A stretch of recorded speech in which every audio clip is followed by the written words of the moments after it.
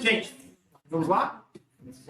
Boa noite, então, todos e todas, para a gente começar hoje, então, a nossa última reunião científica magna no primeiro semestre de 2026. Hoje a gente vai trazer, como sempre, essas reuniões de início e fim de semestre, a gente sempre busca trazer alguns temas um pouco diferentes, mas que tem muito a ver com aquilo que a gente faz e, às vezes, sem fazer racionalmente. E hoje, a proposta da gente trazer a discussão com o Dr. Álvaro e agora especificamente com a Nájila também, a gente falar um pouquinho sobre pensamento crítico, sobre raciocínio crítico, como que a gente tem visto isso com o progredir da tecnologia, com o passar do tempo e como isso tem se aplicado à nossa realidade, principalmente quando a gente fala que quase tudo que a gente faz no dia a dia é tomada de decisão baseada em evidência, né? Então, em relação a tudo isso. Então, essa revisão que a Nájila vai trazer, ela é uma revisão bem curtinha. Recomendo que todos, quando tiverem um tempo, deem uma lida. Então, vale muito a pena essa discussão. E a Nájila agora vai trazer isso para a gente, pensando muito sobre como que a gente pensa, quais são os nossos viés de pensamento, como que isso, de alguma forma, pode estar atrapalhando ou não a nossa tomada de decisão e o que a tecnologia tem a ver com isso. Então, Nájila, fica bem à vontade. Temos à disposição. Então, boa noite. Como acontece, meu personagem, eu estou no segundo ano da Convivência. E o artigo de hoje, que eles vão sobre, abrir um pouco a discussão baseada no que eles trouxeram, é esse artigo que fala sobre pensamento crítico, principalmente no aprendizado da medicina, além de a gente seguir descritos de doenças. Esse é o foco principal desse artigo. Ele foi publicado em 2025, uma revista de primeiro partiu, e este foi o primeiro autor dessa publicação. Então, como o Guilherme falou, é uma revisão curta, mas ela abre muitas portas importantes para a gente discutir sobre. Harvard Medical School. Oi? Harvard Medical School. Sim. Exato, foi. Uma experiência assim. Sim. Bastante. Então, eu foquei um pouco mais nesse quatro pilares de discussão, que é mais ou menos, foquei principalmente nos artigos básicos que ele usou para criar esse artigo de discussão, que foi entender de onde vêm os erros diagnósticos, qual que é o modelo de script de doenças que ele vai tratar, quais são os viéses cognitivos envolvidos e o raciocínio fisiopatológico que a gente precisa desenvolver. Então, esse foi um dos artigos usados, que é um estudo para identificar de onde vêm os erros diagnósticos que a gente comete. Então, a estimativa é que a gente cometa cerca de 15% de erros diagnósticos nos diagnósticos rotineiros da nossa prática. E para conseguir resolver esses erros, a gente precisa entender de onde eles vêm. E também, outra forma é classificar esses erros na sua origem, para poder fazer uma aplicação mais direcionada à causa desses erros. Então, eles separaram principalmente entre erros relacionados ao sistema e comportamentos cognitivos. Como que esse estudo foi feito? Ele envolveu análise de 100 casos de erros diagnósticos, como que esses erros chegaram para a equipe. Então, foram 57 para avaliações de qualidade do próprio hospital, relatos voluntários e discrepâncias de autópsias. Então, essa foi a distribuição. Como que eles identificaram que existiam erros diagnósticos nesses pacientes? Por análise tecidual, exames diagnósticos e achados patognomônicos. E o resultado que eles encontraram foram separados entre os 100 erros diagnósticos, 38 diagnósticos incorretos, 34 diagnósticos que não foram concluídos até o desfecho e 28 diagnósticos atrasados. O impacto desses erros encontrados foram 10 incidentes sem dano significativo e 90 com algum grau de dano, dentre esses 33 órgãos. Então, esses 15% de erros eles envolvem um prejuízo muito grande para o paciente. Então, a gente tem que tentar diminuir esse número ao máximo possível. Como que eles separaram os tipos de erros? Erros sem culpa atribuível, no sentido de apresentações extremamente atípicas ou mascaradas ou relacionadas ao paciente, no sentido de o paciente não dar alguma informação importante ou dar alguma informação incorreta. Erros relacionados ao sistema, que envolve falha técnica ou de equipamento ou falha organizacional da instituição. E os erros cognitivos, que é onde a gente, no sentido de educação médica, consegue atuar, que é a parte de conhecimento falho, algum erro de coleta de dados e síntese falha no sentido de julgamento do médico. Essa foi a distribuição que eles encontraram. Então, esse gráfico é interessante analisar que dos 100 erros, né, eles viram 7% foi por aquelas causas que não foram causas atribuíveis, né?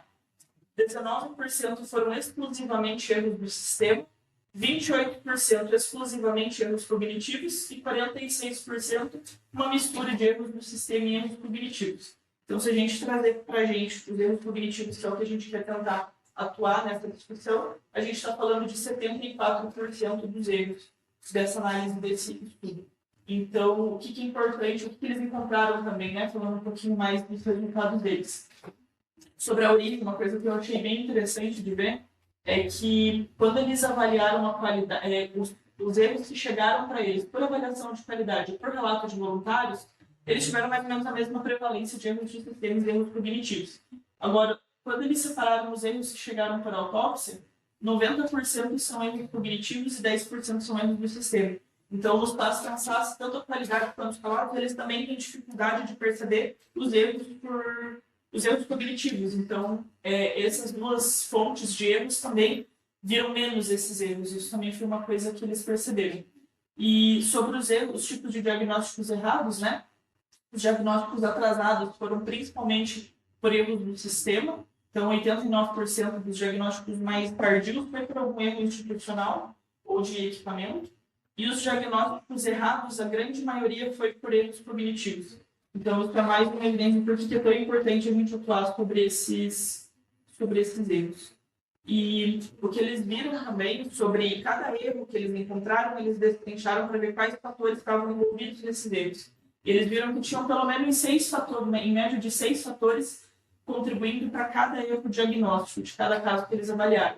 E aí eles trazem esse modelo de queijo suíço, que é justamente para evidenciar que para um erro acontecer, ele tem que passar por várias barreiras, por várias camadas que teriam a função de prevenir esse erro, e várias delas têm que falhar para que esse erro aconteça no fim das contas. Então, os erros eles são multifatoriais, justamente é um dos motivos que torna mais difícil a gente conseguir corrigir eles.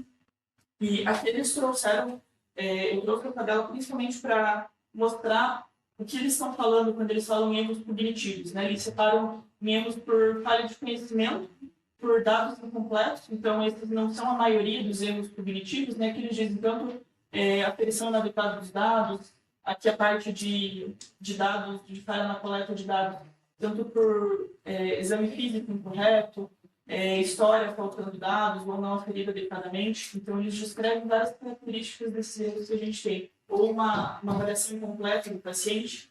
E o que mais representa, o que é mais importante na amostra que eles viram, foram os erros por processamento da informação, por processamento cognitivo dessa informação. Então, tanto por falha do contexto, mesmo da gente perceber, superestimar ou subestimar algum sintoma específico, falhar na detecção de algum sintoma que passou batido, a parte de linha de pensamento heurístico, a gente acabar indo para a direção errada nesse sentido, usar algum trigger incorreto para dar início a nossa processamento diagnóstico, interpretação falha de algum resultado que foi feito. Então, são várias as formas que a gente pode recair em erros cognitivos.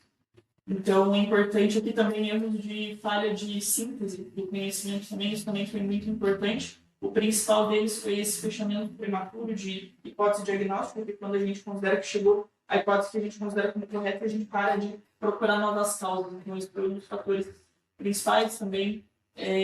Então, é importante a gente entender quais são esses erros para a gente poder saber como corrigi-los.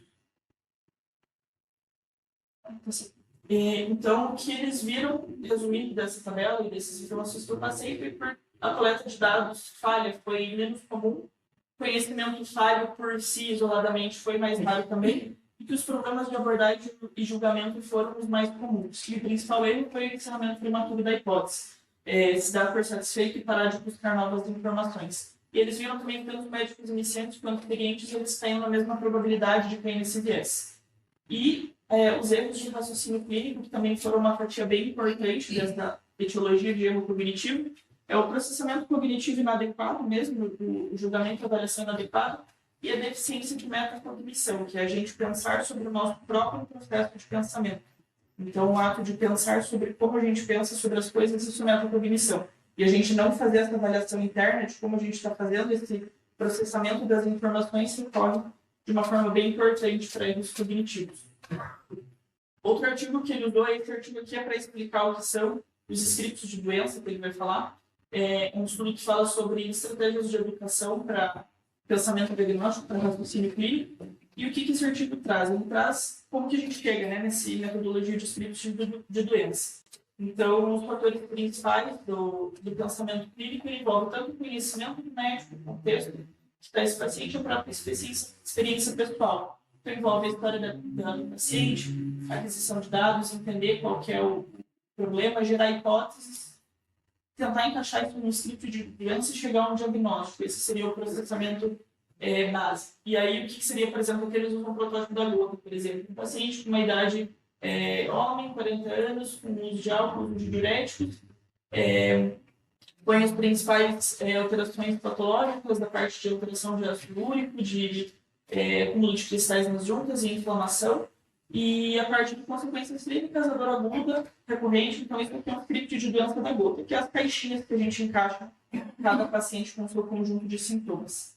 E a partir disso, isso é a parte inicial, e aí ele coloca também sobre a importância de entrar com características discriminatórias que tragam diagnósticos diferenciais, como, por exemplo, no caso de uma dor monoarticular, pensar em osteoartrite, infecção, cada uma com o seu conjunto de características. Então, seria olhar o paciente, reconhecer padrões, encaixar ele no script de doença, fazer uma comparação com diagnósticos diferenciais e chegar a qual que é a hipótese diagnóstica principal. E esse artigo ele traz uma crítica a gente se prender exclusivamente a isso e não ir além disso.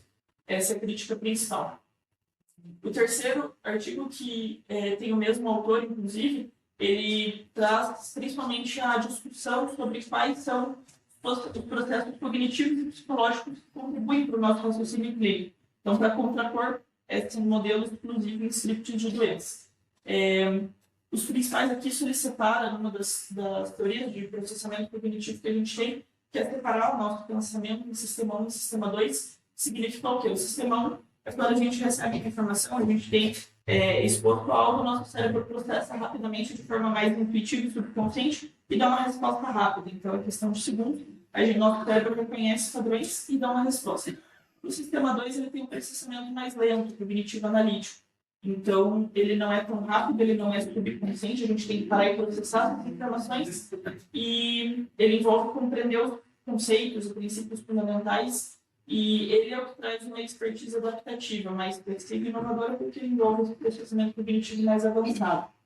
E aí esse artigo também vai trazer alguns vieses cognitivos que a gente tem, e boa parte deles é por cair exclusivamente a gente se manter apenas no sistema 1 sem conseguir avançar nesse processamento. E que esses vieses cognitivos são responsáveis por 70% dos erros diagnósticos.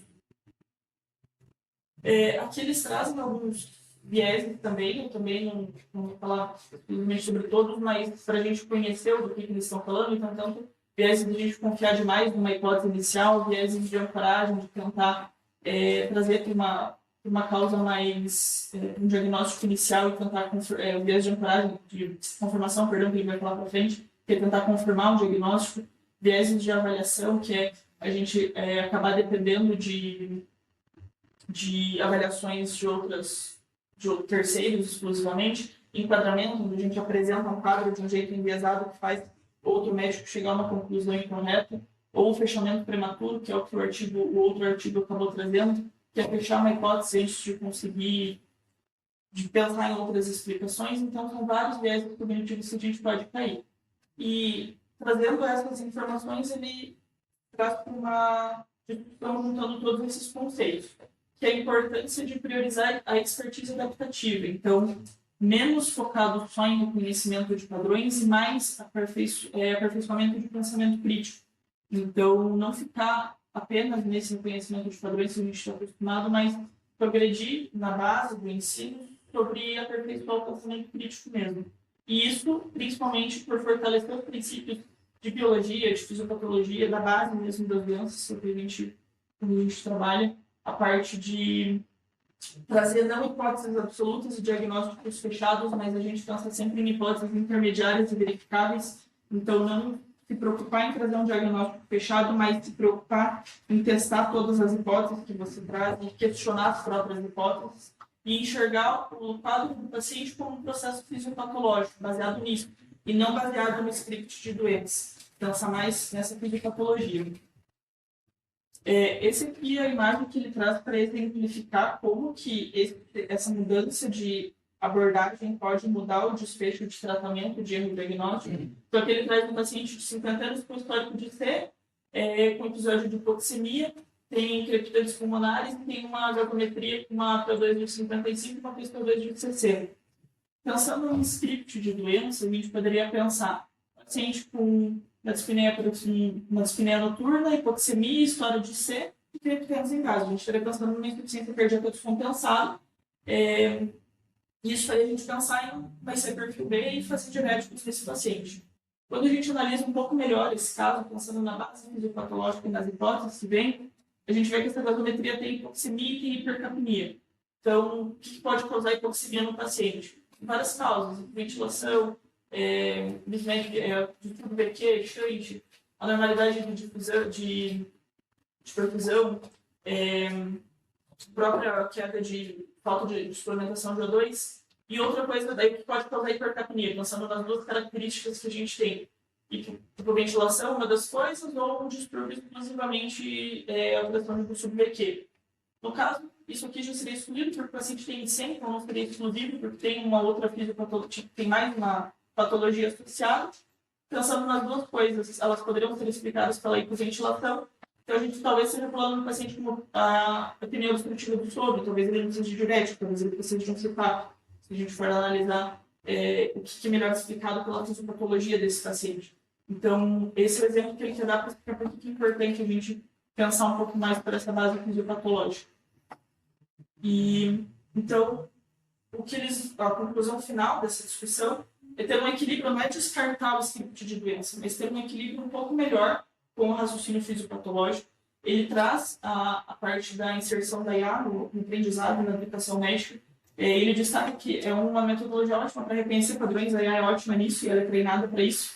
Então, isso ela, inclusive, fica melhor do que a gente para esse reconhecimento de padrões. E o que entra a parte do médico nesse processo de aprendizado com esse tipo de abordagem? Focar em desenvolver habilidades com raciocínio flexível, resolução criativa de problemas, lidar com incerteza. É uma coisa que ela tem mais dificuldade de fazer, ela não faz da mesma forma que a gente consegue fazer. Então, fundamental o ensino da prática médica no aperfeiçoamento do pensamento crítico, focado em bases fisiopatológicas de doenças. Menos no que pensar, qual diagnóstico eu tenho que encaixar esse paciente, e mais como pensar que o paciente não preenche todos os padrões esperados, quando o paciente não serve na caixinha. Então, essa é a principal discussão do artigo, e eles focam principalmente nesse equilíbrio, principalmente.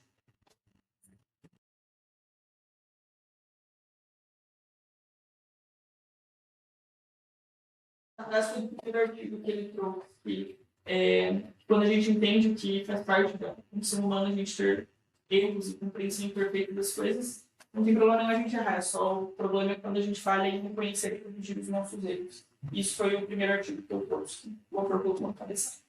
Obrigado. E aí, pessoal, comentários? Colocações? Causa. Você quer dar uma completa contação de causa. Uma vez eu vi.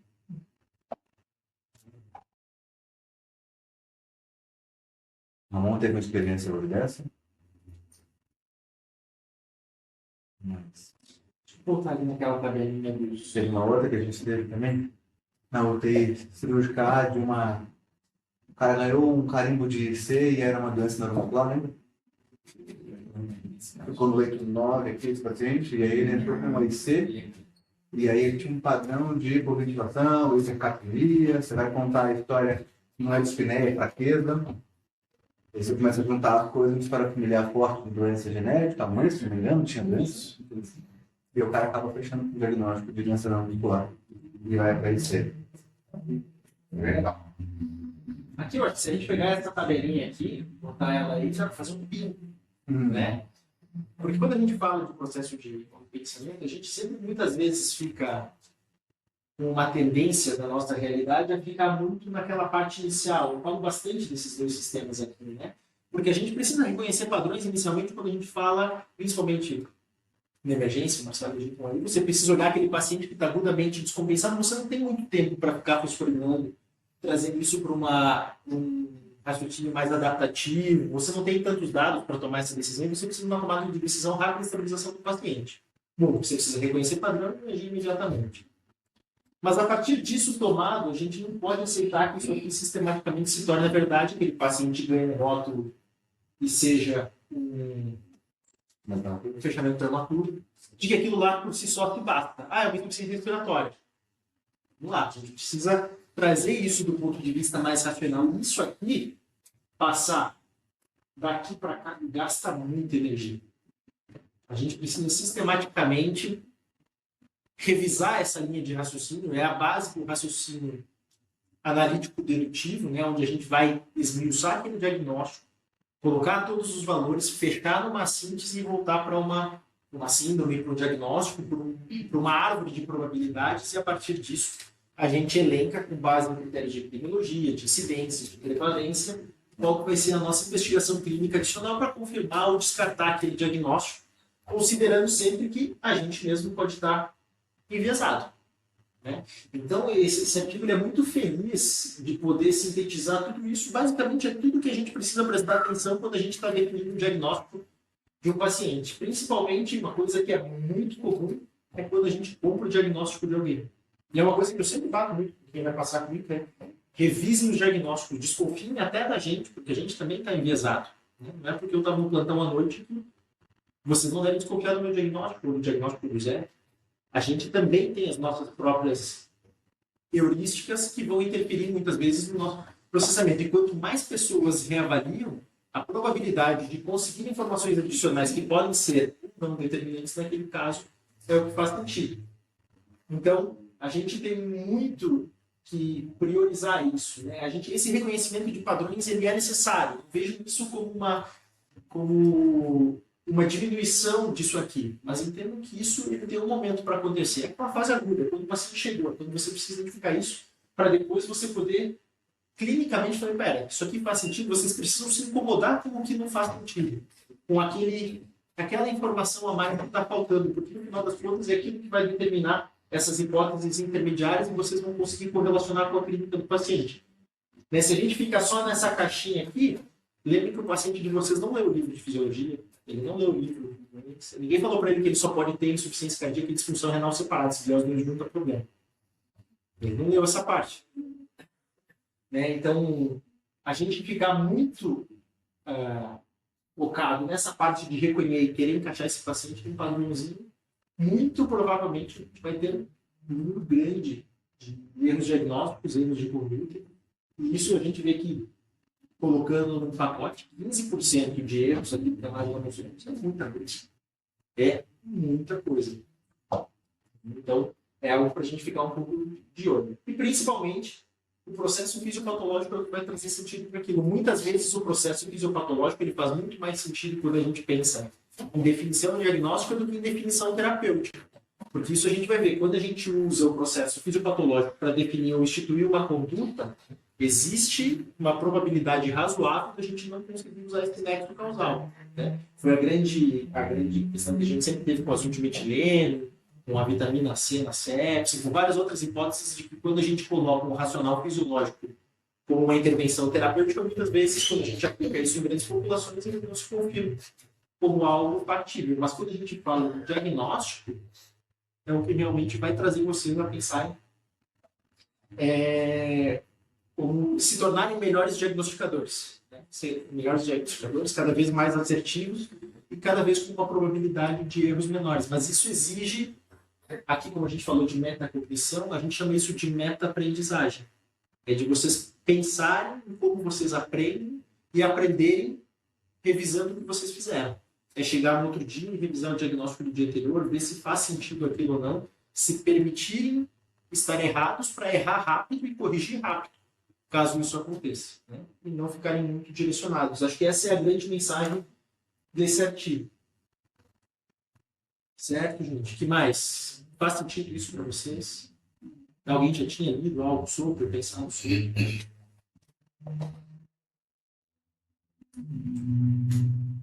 Zé.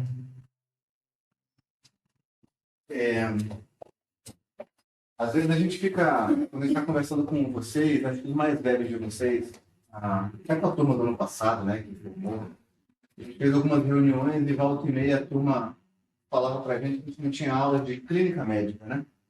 E provavelmente eles estavam se referindo a isso aqui, a método clínico, a dar diagnóstico especificamente. E não a clínica médica como a gente imagina na cabeça da gente, aquela medicina hospitalar, diagnóstico, etc, etc. Que tem isso aqui como base, obviamente. E eu confesso a vocês que acho que talvez seja hoje, até por uma forma de como o ensino médico evoluiu, que a gente tenha perdido um pouco a mão de como fazer isso de forma que vocês consigam reter esse conhecimento de forma melhor, tá? Cada um acho que desenvolveu um próprio método, uma própria forma de tentar encontrar o diagnóstico, de ser assertivo. Cada um fica tentando reinventar a sua própria roda ali, quando já existe uma coisa mais consolidada. A Nájila trouxe 3 ou 4 artigos aqui que dão um bom norte para a gente de como esse raciocínio deve ser elaborado, né? Nenhum exclui o outro, mas eles são totalmente complementares ali. Mas eu acho que a gente começa mal no princípio da coleta de informações. Antes do fechamento prematuro, antes do momento do diagnóstico, etc. Para mim, a grande dificuldade quando eu vou receber um caso, vocês vão contar para a gente abrir a leite, na emergência, até a Gi e o Marcelo que estão passando comigo agora, eu acho que eu falo sobre isso com eles todo santo dia. É a conversa das 8h30 da manhã até o último encontro nosso, né? Olha para o doente, entende o diagnóstico dele. Hoje nós tínhamos uma tuberculose esquisita, na verdade, tínhamos tuberculose empatada com neoplasia, né? Então, assim, escolhe uma coisa só mencionar. Então, mas acho que o que pega na história é nessa coleta de informação. A gente está tendo muita dificuldade em transformar a entrevista, a anamnese, em dado clínico. É muito comum vocês receberem a história na emergência ou da emergência para a UTI, uma história que fala: a senhora subiu na escada, teve uma dor de cabeça, desceu, tomou uma dipirona, tomou um chá. Se deitou, levantou, o peito doeu, ela ligou para a filha, etc. E quando alguém me conta a história, a pessoa me conta exatamente essa história. Ela não tem nada de relevância clínica na história. O que eu digo isso é só uma fofoca. Estão me contando a história. Eu preciso que eles me contem que, durante o esforço físico, ela teve um quadro de vertigem, tontura, sei lá o que foi, se sentiu mal, tomou um analgésico, a dor não aliviou e a dor é uma dor no peito, com tal característica. É a mesma história que eu estou contando para vocês, só que uma história para médico e uma história de fofoca.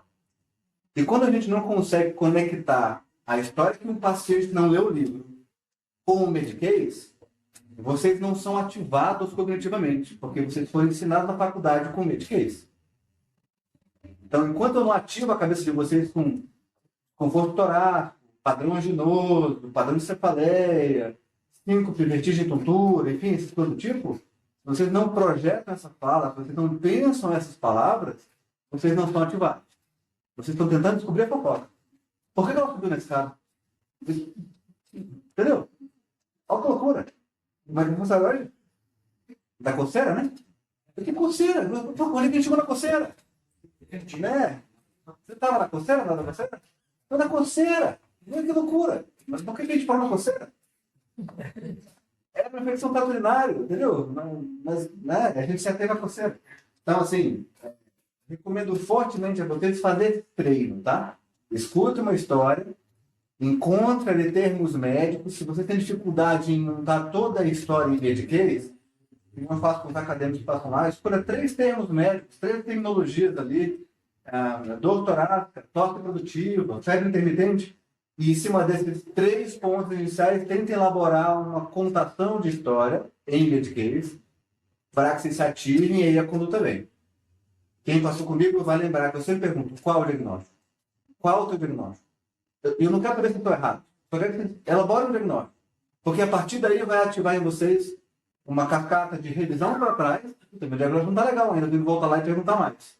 Ou se tiver bom diagnóstico, agora eu sei o que fazer daqui para frente. E aí eu vou tomar uma série de condutas. Então, esse é um pilar super importante. É impossível não usá-lo se quiser exercer medicina em qualquer especialidade. Não tem para onde ir com ele. O caso que eu mencionei hoje, até para deixar um pouco mais claro para vocês, com o Ramon, é um paciente que interna para fazer uma cirurgia de coluna, sabe isso?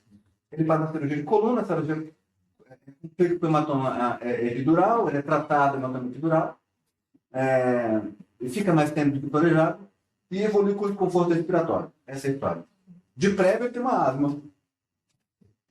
Esse paciente, a Carol que recebeu, né? Na UTI cirurgia de cabelo. É o paciente do Afonso. A Carol vai lidar com esse cara e o que ela tem pela frente dela? É o momento diagnóstico ali, ó. Ela tem um cara extremamente desconfortável respiratório, onde não importa muito bem qual é a etiologia disso, ele tem que ser entubado.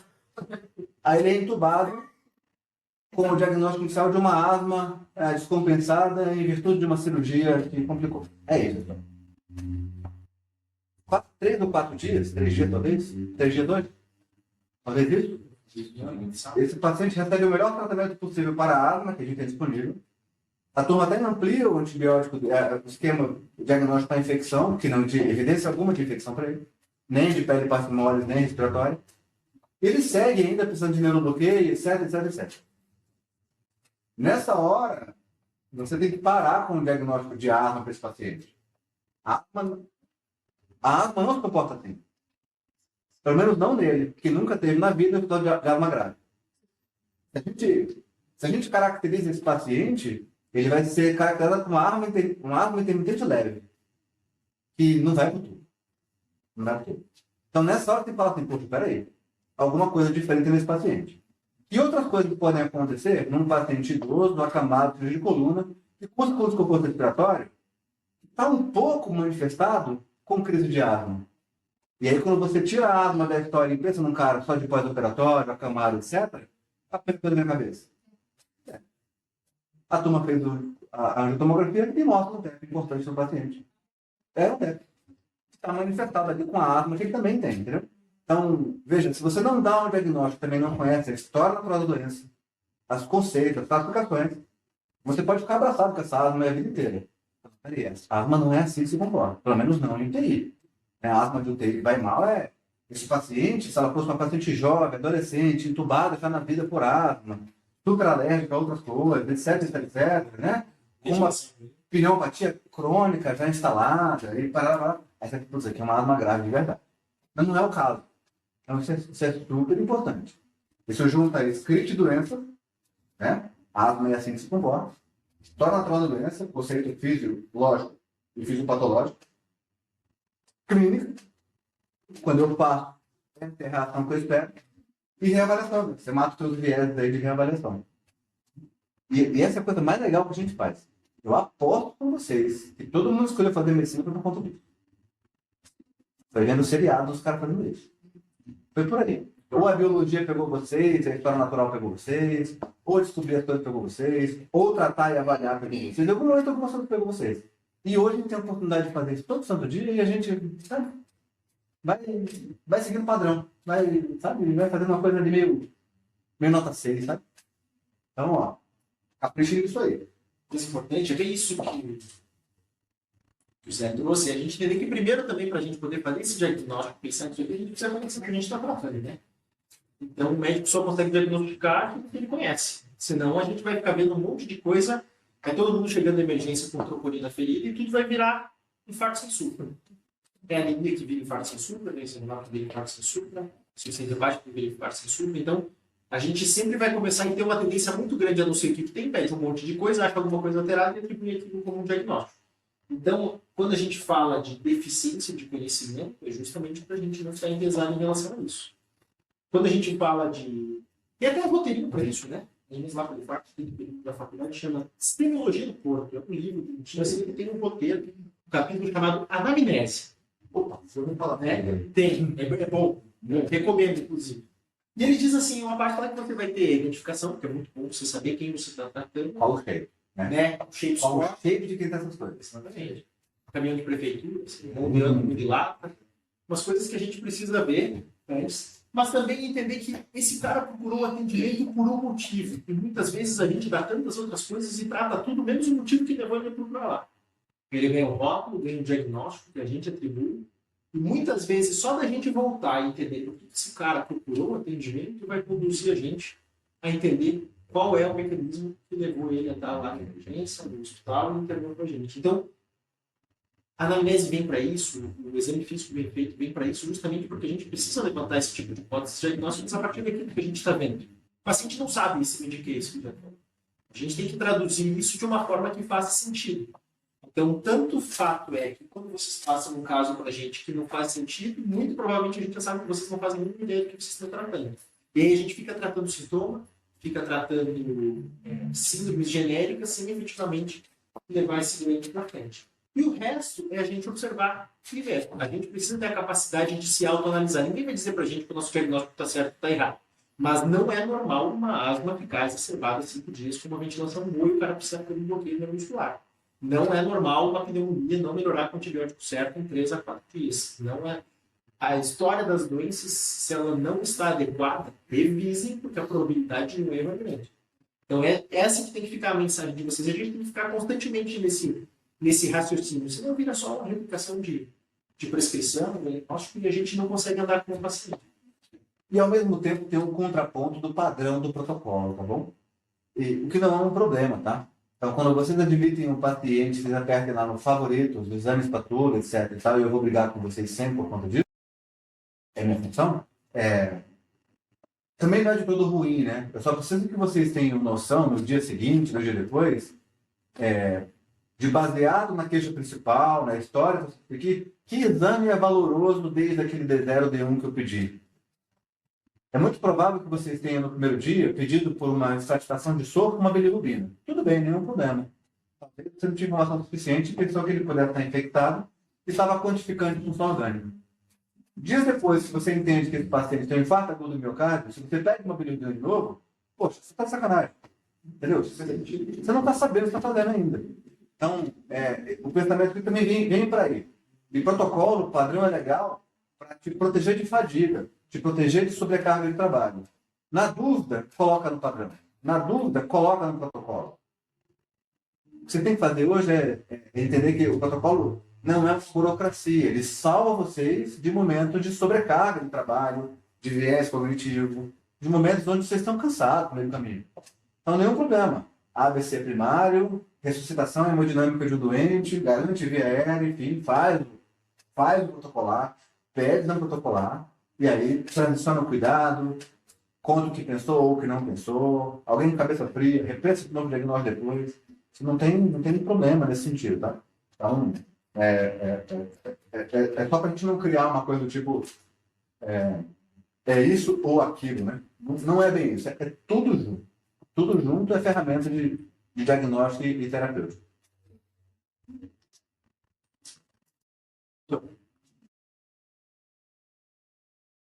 Acho que tudo que vocês falaram tornou muito útil a minha reunião da noite. Muito bom, gostei muito.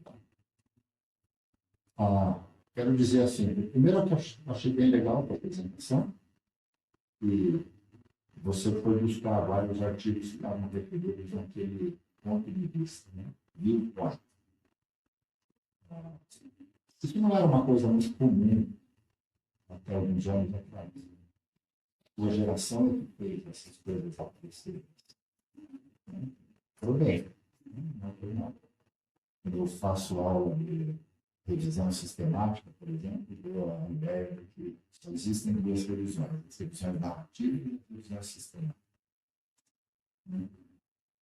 Mas existem hoje 10, 15, 20 tipos de revisões diferentes. E tem esse artigo, um artigo publicado no JAMA, em dezembro, de 2 páginas. É um ponto de vista. Mas ele é tão denso, né? Trouxe informações muito valiosas. Foi o que me estimulou a fazer o tempo, a fazer uma revisão de ambientais. Enfim, é porque, como esse artigo do final do ano, fez até a gente desenvolver uma liga sobre Né? A gente sempre fala, estudar fisiopatologia, que é uma coisa importante. Durante anos, nossa treinamento era sempre revisar a fisiopatologia, para a doença, acho que é uma base importante. O intensivista precisa ter. O intensivista tem doenças agudas, alterações fisiopatológicas, antes de saber a etiologia. Então, isso ajuda bastante a gente a sedimentar e a entender o que está acontecendo. Como eu não fico ligado com isso toda hora, esse artigo me fez perceber. Né? A fitopatologia, ela é obviamente a liga entre a inteligência artificial e o médico, né? Na hora que ele tem um conjunto de doenças que ele tem na cabeça, ou seja, a inteligência artificial faz isso melhor do que identificar. Você faz a liga disso, você faz o controle disso. É muito fácil de dizer para todo mundo, não, vocês têm que revisar o diagnóstico. Por quê? Mas parece que você só consegue fazer isso se você tiver duas coisas. Primeiro, você tem que saber o mecanismo das doenças. A fisiopatologia foi para mostrar um pouco. O segundo é tornar explícito. Já estou vendo que o Vini, o Zé, certamente, o Cláudio, não fazem isso. Na beira do... Você só consegue identificar se o teu pensamento está certo, mas se você explicitar, sabe?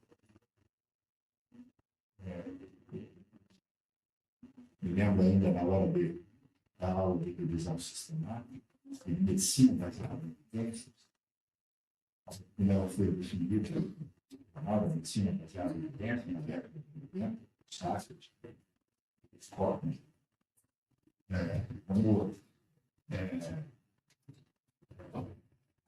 a aplicação explícita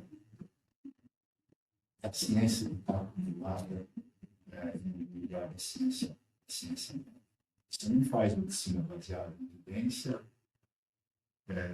sabendo o último guideline. Saber o último guideline que fazer com determinado doente, a inteligência artificial ou o PDF. Você tem que saber explicitamente dizer qual foi o trabalho, quais são as críticas, de onde veio aquela informação e qual é a força.